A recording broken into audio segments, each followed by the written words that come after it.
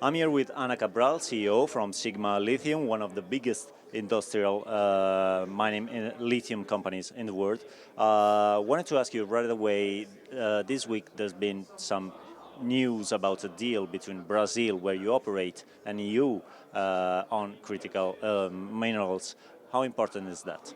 I think that is a fundamental pillar of how Europe and Brazil will tighten up their relationship in critical materials, because Europe has a plan to industrialize part of the supply chain within the continent, and Brazil is welcoming any partners that are willing to make the investment in the country to actually take the country forward, this supply chain all the way through the point where Brazil has competitive advantages. And I would say that, for example, at Sigma, we industrialize lithium to the point of delivering lithium oxide. So we truck them. We wouldn't even need infrastructure and what have you.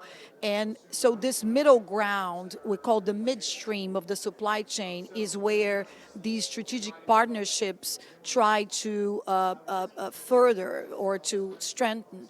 And for Europe, searching for low-cost producing environments with traceable, sustainable material is key, because of that's a pillar of maintaining competitive advantage. Mm-hmm. And going back, and for Brazil, it's also key because it would need as many partners as possible to transform its mineral wealth into prosperity for the country.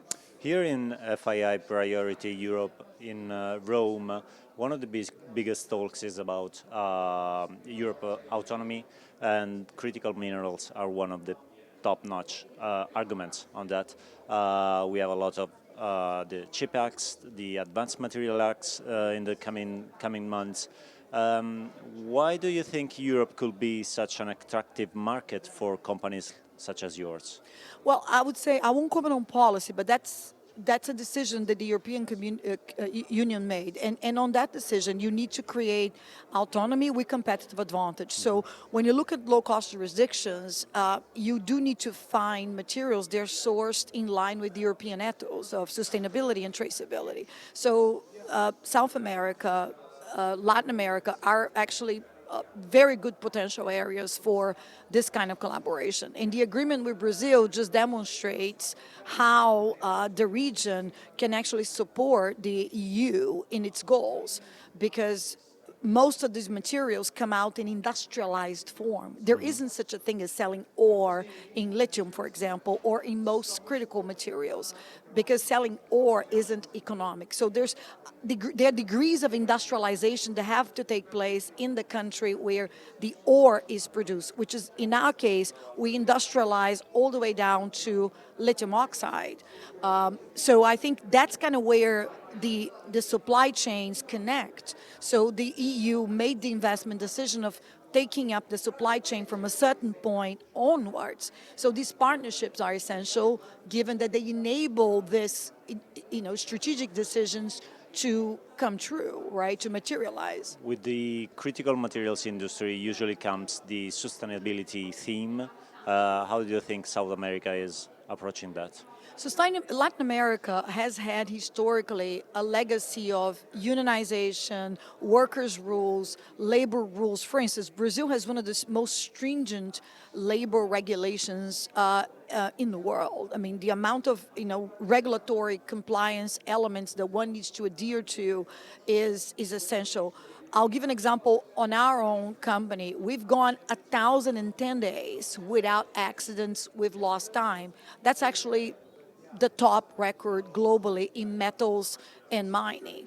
So, and we've done that because that's our obligation. So it's not an accomplishment, it's just meeting the obligation. And in that, we've gone 1,010 days without accidents, and we've never had a fatality.